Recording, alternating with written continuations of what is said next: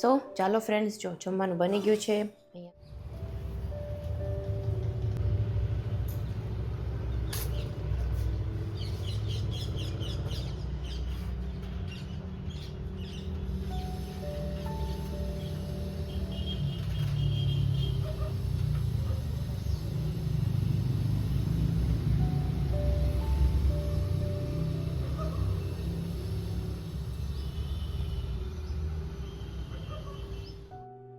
Hello, નમસ્તે friend, સ્વાગત કરું છું ફરીથી બધાનું એક નવા વિડીયોમાં.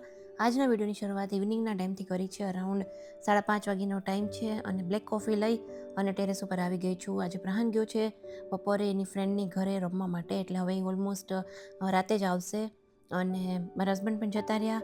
તો મેં કીધું ચલો આજ મને ચા પીવાની ઈચ્છા નથી થતી, તો બ્લેક કોફી લઈ અને ટેરેસ ઉપર આવી ગઈ છું. ટેરેસ ઉપર આવું ને ત્યારે મને પક્ષીઓનો અવાજ સાંભળવો, સાથે ચા હોય, કોફી હોય, એમ આરામથી અહીંયા છે ને બેસવું ગમતું હોય છે. ઉપર આવું ને અને જો મારી સાથે પ્રહાન ન હોય ને ત્યારે ઓનલી મારી કોશિશ એવી હોય કે હું છે ને મારી સેલ્ફ સાથે વાત કરું. અને આ બહુ જ ઇમ્પોર્ટન્ટ હોય છે. આપણે બધું જ સાચવતા આપણે પોતાની સેલ્ફ સાથે વાત કરતાં ભૂલી જ જતા હોઈએ છીએ કે આપણે ખરેખર એ છે ને એ વસ્તુ બહુ જ ઇમ્પોર્ટન્ટ હોય છે કે આપણે પોતાની સાથે ટાઈમ સ્પેન્ડ કરવો જોઈએ. થોડી વાર એકલા જરૂરથી રહેવું જોઈએ અને એકલા આપણા મનમાં શું ચાલતું હોય છે ને એના વિશે વિચારો જરૂરથી કરવા જોઈએ. બાકી આપણા જીવનની ભાગદોડ તો ક્યાંક ને ક્યાંક ચાલુ જ રહેતી હોય છે. હરેકની લાઈફમાં કંઈક ને કંઈક પ્રોબ્લેમ ચાલતા જ હોય છે. નાના મોટા છોકરાઓના, ઘરના કામોના પ્રોબ્લેમ્સ, ઇન ધ સેન્સ કે ટેન્શન્સ ચાલતા હોય કે આ કરવાનું છે, ઓલું કામ કરવાનું છે, પેન્ડિંગ કામો તો આપણી લાઈફમાં જ રહેવાના જ છે. એક કામ પૂરું કરશું તો બીજું સ્ટાર્ટ થઈ જશે, બીજું પૂરું કરશું તો ત્રીજું સ્ટાર્ટ થઈ જશે. આની વચ્ચે જ એક શાંતિ અને સુકૂન છે ને એ શોધવાની હંમેશા કોશિશ કરવી જોઈએ. અને બહુ જ નાની એજથી જો એ બધી વસ્તુ સમજાઈ જાય ને તો એ બહુ જ લાઈફમાં આગળ જતાં ઉપયોગી થતી હોય છે. અને ધીમે ધીમે હું પણ એક સમજવાની કોશિશ કરું છું કે આપણી પાસે બધું હોવા છતાં ક્યાંક ને ક્યાંક જો શાંતિ અને સુકૂન ન મળતું હોય ને તો એના ઉપર આપણે 100% વર્કઆઉટ કરવું જોઈએ. અને અહીંયા છે ને બીજો દિવસ થઈ ગયો છે. બીજા દિવસે સવારે બધા જ કપડાં છે એ સંકેલવાના છે, પ્લસ ગરમ કપડાં જે કાઢ્યા હતા એ બધા જ ધોવાઈ ગયા છે. તો હવે ગરમ કપડાં પણ ભરી અને મૂકી દેવાના છે, કેમ કે હવે તો ઠંડી બિલકુલ જતી રહી છે. અને હવે તો ન્યૂઝમાં પણ આવવા માંડ્યું છે કે હીટ વેવ્સ આવવાની તૈયારી છે. તો ગરમી માટે બસ રેડી થવાનું છે. અને અહીંયા બધી જ કુર્તીઓ અમુક કાઢી છે, અમુક પ્રેસમાં ગઈ હતી, એ બધી આવી છે. તો હવે બસ જો આવી રીતના હું છે ને પેર બનાવી અને મારો જે વોર્ડરોબ છે એમાં બધી હેંગ કરતી હોઉં છું. મને મેસેજ ઘણા બધા આવે છે કુર્તીના, ડેઇલી વેરની કુર્તીઝ બતાવો ને એમ. બટ આની પહેલાં એક મેં વિડીયો બનાવેલો હતો જે મેં શોપિંગ કરી હતી એનો, અને હમણાં પણ લાવી છું, એ પણ થોડી ઘણી બતાવી હતી બધાને. સો આખો જ વિડીયો તો કઈ રીતે બતાવો, મારી પાસે બહુ બધી કુર્તીઓ છે અને એટલી બધી કુર્તીઓ કાઢી અને બતાવું તો પાછું મારે બધું જ રીઅરેન્જ કરવામાં મારે એટલો ટાઈમ લાગી જાય ને. એટલે અત્યારે જો આ બધું જ ન્યૂ જે હમણાં હું લાવેલી છું એ બધી વસ્તુ છે, તો એમને મારે થોડી ઘણી ફિટિંગ કરવાની છે. એટલે મેં 2-3 કુર્તીઓ બહાર રાખી છે જે થોડીક લૂઝ થાય છે.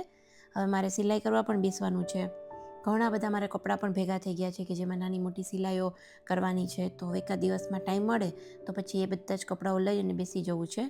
અને બધામાંથી જો પ્રાઇઝને ટેગ હતું એ બધું રિમૂવ કરી અને બધી જ પેર છે એ પ્રોપર હું છે ને હેંગરમાં રાખી અને હેંગ કરતી હોઉં છું કે જેથી એમાં ક્રીઝ ન પડે.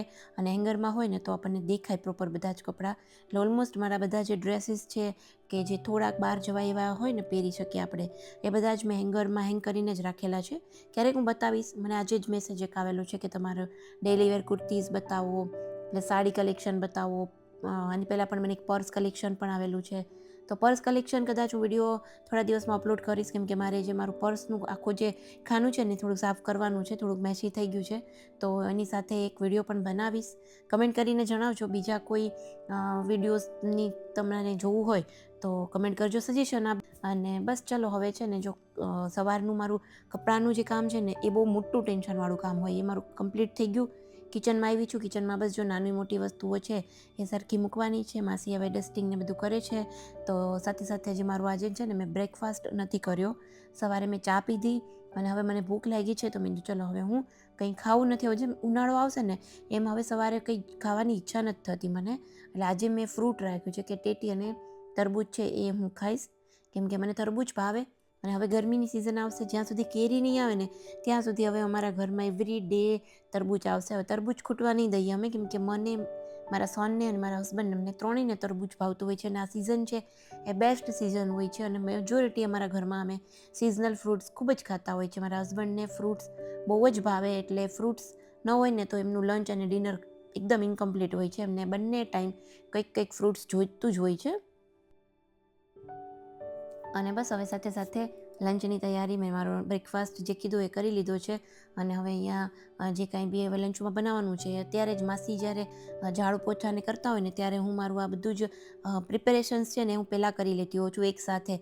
બધું જ જે શાક સુધારવાનું હોય, બેઝિક કોઈ પણ જેમ કે ભરેલા રીંગણા હોય, ભરેલા મરચાં જે આજે મેં કર્યા છે તો એનું સ્ટફિંગ જે કાંઈ બી હોય એ બધું જ હું અત્યારે કરીને રાખતી હોઉં છું. પછી ખાલી એકસાથે મારે વઘાર જ કરવાનો હોય.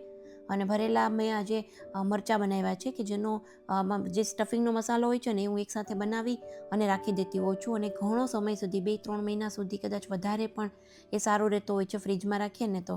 ચણાનો લોટ એમાં હું યુઝ કરતી હોઉં છું કે જે શેકી અને એમાં બધા જ આપણે મસાલા નાખતા હોય, જેમાં હું ટોપરું પણ નાખું છું અને એકદમ સરસ રહેતો હોય છે. એટલે ગમે ત્યારે બનાવવાનું પછી મન થાય ને તો ઇન્સ્ટન્ટ હું બનાવતી હોઉં છું. અને અહીંયા આજે મારે બનાવવાનું હતું ફ્લાવરનું શાક, અને મને ફ્લાવરનું શાક બિલકુલ ન ભાવે. એની સ્મેલથી જ છે ને મને આમ કંઈક થાય, બટ મારા હસબન્ડને બહુ ભાવે, મારા સનને પણ બહુ ભાવે, એટલે બંને માટે મેં થોડુંક ફ્લાવરનું શાક બનાવ્યું છે. મારા માટે જ્યારે આ લોકોનું મેનુ એવું હોય ને કે મને ન ભાવતું એવું કાંઈ, ત્યારે હું મારા માટે મને જે ભાવતું હોય ને એવું કંઈક બનાવી લઉં.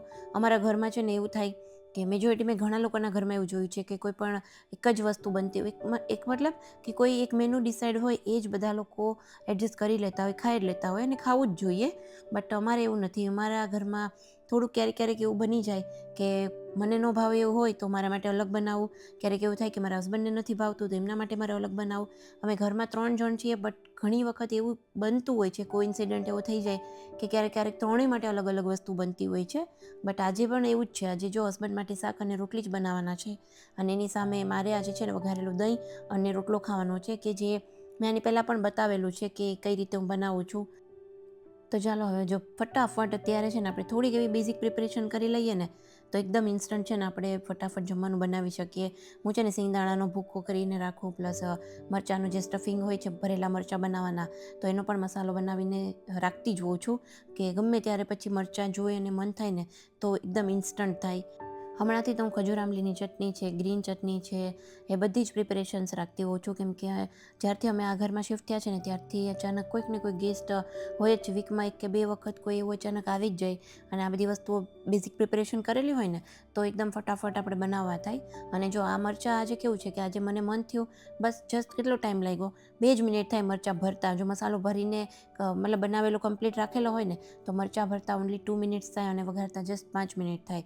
બાકી જો અત્યારે મને મન થયું હતું, બટ હવે જો નવો મસાલો બનાવત પ્લસ એ બધી વસ્તુની ઝંઝટમાં પડી જાત ને તો મને એમ થાત કે જવા દે ને, કંઈ નથી કરવું, એના કરતાં કોબીનો સંભારો બનાવી નાખીએ, એકદમ ફટાફટ થઈ જશે. બટ આવી રીતે થોડુંક એવું પ્લાનિંગથી હવે હું કરું છું કે જેથી કરીને કોઈ અચાનક ગેસ્ટ આવી જાય તો શું છે કે મરચાં ભરેલા બનાવ્યા હોય ને તો લાગે પણ સારા. દાળ ભાતની સાથે તો બહુ જ સરસ લાગતા હોય છે. આજે મારું મેનુ થોડુંક અલગ છે, શાક રોટલી છે, બટ અમારા હસબન્ડને પણ આ મોડા મરચાં હોય ને ભાવતા હોય છે. એમાંથી જે એકદમ મોડા હોય એમના માટે રાખું ને થોડા એવા તીખા હોય ને એ હું ખાતી હોઉં છું. સો જો એકદમ બનીને રેડી છે. અને જે ચણાનો લોટ છે ને એ મેં પહેલાં શેકેલો છે, એટલે એને બાફવાની જરૂર નથી. નહીં તો જો કાચો ચણાનો લોટ લીધો હોય તો મરચાંને પહેલાં આપણે સ્ટીમ કરવા પડે ને પછી એનો વઘાર કરવાનો. બટ અહીંયા મેં ચણાનો લોટ એકદમ પ્રોપર શેકેલો લીધો છે પકાવીને, એટલે હવે એને વધારે પકાવવાની જરૂર નહોતી. અને અહીંયા બસ જો મારા મરચાં બની ગયા છે, શાક પણ બની ગયું છે અને હવે મારા માટે બનાવવાનો છે બાજરાનો રોટલો કે જે હું દહીં સાથે ખાવાની છું. તો ચાલો, ઓલમોસ્ટ જો માસી હજી કચરા પોતા કરે છે ત્યાં મારું જમવાનું છે એ ઓલમોસ્ટ બની જશે. અને માસીની રોટલી આજે બની ગઈ છે. થોડી વાર હું બેસી ગઈ હતી કે મેં તો એમને ક્યાં ડિસ્ટર્બ કરવા, અને મારે થોડા ઘણા બીજા કામ હતા એ કમ્પ્લીટ કર્યા. અને હવે અહીંયા લાસ્ટમાં બનાવું છું બાજરાનો રોટલો. હજી પ્રહાન આવ્યો નથી સ્કૂલે. પ્રહાન સ્કૂલે આવે ને પહેલાં જ મારી બધી જ એવી કોશિશ હોય કે કમ્પ્લીટ મારી રસોઈ છે બની જાય. એ આવે એટલે તરત જ એને હું જમાડી દઉં અને પછી હું જમી લેતી હોઉં છું. તો બાજરાનો રોટલો મને પ્રોપર નથી આવડતો, ઘણા સમયથી હું શીખું છું અને હવે મને ઓલમોસ્ટ ફાવી ગયો છે. એવું નથી કે સાવ નથી જ આવડતો, બટ ક્યારેક નાનો મોટો થઈ જાય, ક્યારેક જાડો થઈ જાય. આજે જ એવું થયું કે આજે રોટલો બનાવતા થોડો લોટ છે એ ઢીલો થઈ ગયો, તો તો રોટલો છે એ થોડોક જે તાવડી મારી છે નાની સાઇઝની છે એના કરતાં થોડોક વધારે મોટો થઈ ગયો હતો.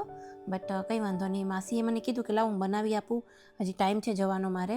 બટ મેં કીધું ના, લાવો ને હું જ બનાવું, કેમ કે પછી મને ભૂલાઈ જશે એમ. હવે તો જેમ ઉનાળો આવશે એમ થોડો ઓછો કરી નાખ્યો. વચ્ચે જ્યારે શિયાળો હતો ને તો એવરી ડે હું બપોરે તો લંચમાં બાજરાનો રોટલો જ ખાતી.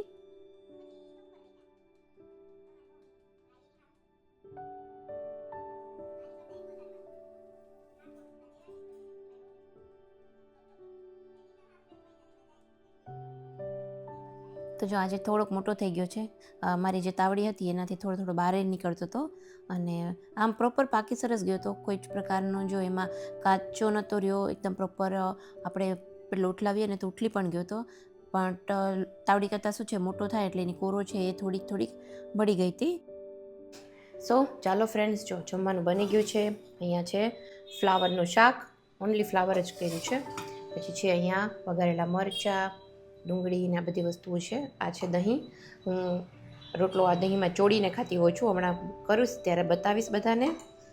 અહીંયા છે રોટલો અને આમાં છે રોટલી. બાકી છાશ છે. હા, છાશ તો ભૂલી ગઈ મૂકતા. સો ચાલો ફ્રેન્ડ્સ, જમવાનું બની ગયું છે. હવે જમી લઈએ છીએ. અને મને છે ને ફ્લાવરનું શાક ન ભાવે, એટલે ઓછું ભાવે. ક્યારેક એવું હોય કે બીજું કંઈ નથી, બીજું કંઈ ના હોય ત્યારે હું ખાઈ લેતી હોઉં છું.